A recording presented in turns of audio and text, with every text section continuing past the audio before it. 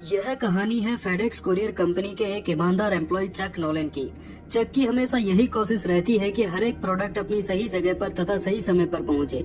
इसलिए वह अलग अलग कंट्रीज में विजिट भी करता रहता है जहां पर उसकी कंपनी की ब्रांचेस होती है। चक एक कैली नाम के लड़के से बहुत प्यार करता है। ये दोनों एक दूसरे से शादी करना चाहते हैं, लेकिन चक अपने काम में बहुत बिजी रहता है। वह अक्सर देश विदेश के ट्रिप्स पर रहता है, इसीलिए अभी तक इन दोनों ने शादी नहीं की है। अब क्रिसमस का फेस्टिवल आने वाला है, लेकिन चक को अपनी कंपनी के काम से मलेशिया जाना है।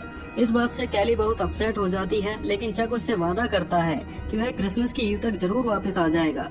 जाते हुए चक कैली को एक क्रिसमस का गिफ्ट देता है। बदले में कैली भी गिफ्ट के रूप में चक को एक घड़ी देती है जिसमें कैली की फोटो होती है। चक मलेशिया के लिए रवाना हो जाता है। जब उनका प्लेन प्रशांत महासागर के ऊपर से उड़ रहा होता है, तभी मौसम खराब हो जाता है, जिससे उनका प्लेन क्रैश हो जाता है और पैसिफिक ओशन में गिर जाता है। यह फेडेक्स कंपनी का एक प्राइवेट जेट होता है जिसमें केवल 4 ही लोग होते हैं। बाकी फेडेक्स कंपनी का कुरियर का सामान होता है। इस हादसे में केवल चक ही बच पाता है, जो कि लकीली एक एयर बोट पर चढ़ जाता है। समंदर की लहरें उसे बहाकर अपने साथ ले जाती हैं। जब सुबह उसकी आंख खुलती है तो वह अपने आप को एक आइलैंड के किनारे पर पाता है। वह उस आइलैंड के चारों तरफ देखता है, लेकिन उसे दूर दूर तक वहाँ पर कोई भी नजर नहीं आता। बीच की रेत पर हेल्प लिख देता है ताकि वहाँ से उड़ने वाले शायद किसी प्लेन की नजर उस पर पड़ जाए।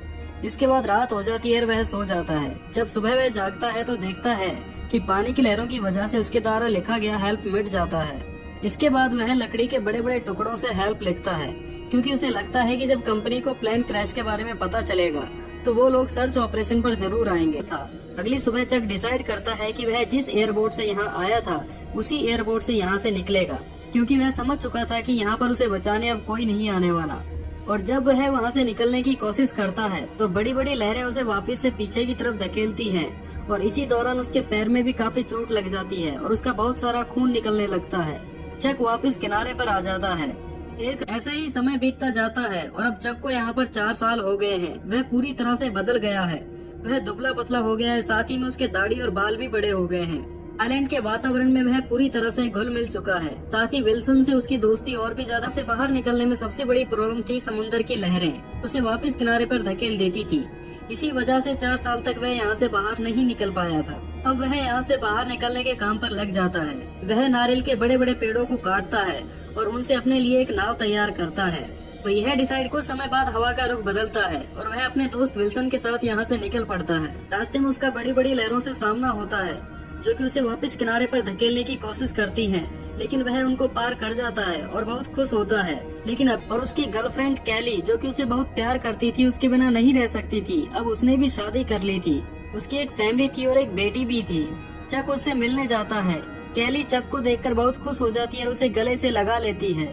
लेकिन अब उसकी एक फैमिली थी जिसको वह नहीं छोड़ सकती थी, इसलिए वो ये डिसाइड करते हैं कि अब उनके रास्ते अलग अलग ही ठीक। और अंत में यह दिखाया जाता है कि चक के पास आज भी एक पार्सल है। दरअसल उस आइलैंड पर यह उसके पास एक लास्ट पैकेज होता है जिसको वह खोलता नहीं है।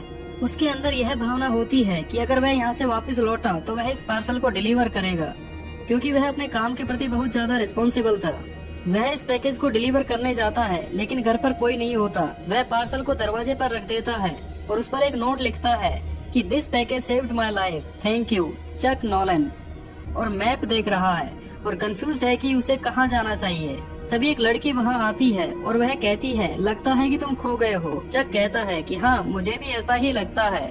वह उससे पूछती है कि तुम कहाँ जा रहे हो। चक कहता है कि मैं भी बस यही सोच रहा हूँ कि मुझे कहाँ जाना चाहिए। इसके बाद वह लड़की उसको उन चारों तरफ जाने वाले रोड्स के बारे में बताती है कि कौन सी सड़क कहाँ जाती है, और इसी के साथ वह वहाँ से निकल जाती है। और उसकी गाड़ी के पीछे भी वही विंग्स बने हुए होते हैं जो कि उस पैकेज पर थे। और इसके बाद चक उसकी कार को जाते हुए देखता है और मुस्कुराता है। दरअसल यह वही लड़की होती है जिसके घर में चक उसकी कार को जाते हुए देखता है और मुस्कुराता है। दरअसल यह वही लड़की होती है जिसके घर में चक अभी पार्सल डिलीवर करके आया है। मूवी की शुरुआत में भी इसी घर को दिखाया जाता है, जिसके एंट्रेंस पर लिखा होता है डिक एंड बेटिना। लेकिन जब 4 साल बाद चक वहाँ जाता है तो वहाँ पर डिक नहीं लिखा होता, केवल बेटिना लिखा होता है। इसका मतलब यह होता है कि बेटिना ने भी अपने पार्टनर को खो दिया है और वह भी चक की तरह अपनी जिंदगी में अकेली है। तो हो सकता है कि जिंदगी के आगे का सफर वो दोनों साथ में बिताएं। अब जिंदगी में अकेली है तो हो सकता है कि जिंदगी के आगे का सफर वो दोनों साथ में बिताएं। अब चक चारों रास्तों को देखता है और आखिर में उस रास्ते को देखकर मुस्कुराता है जिस तरफ वह लड़की गई थी। शायद उसे उसकी मंजिल मिल गई थी और इसी के साथ मूवी खत्म हो जाती है।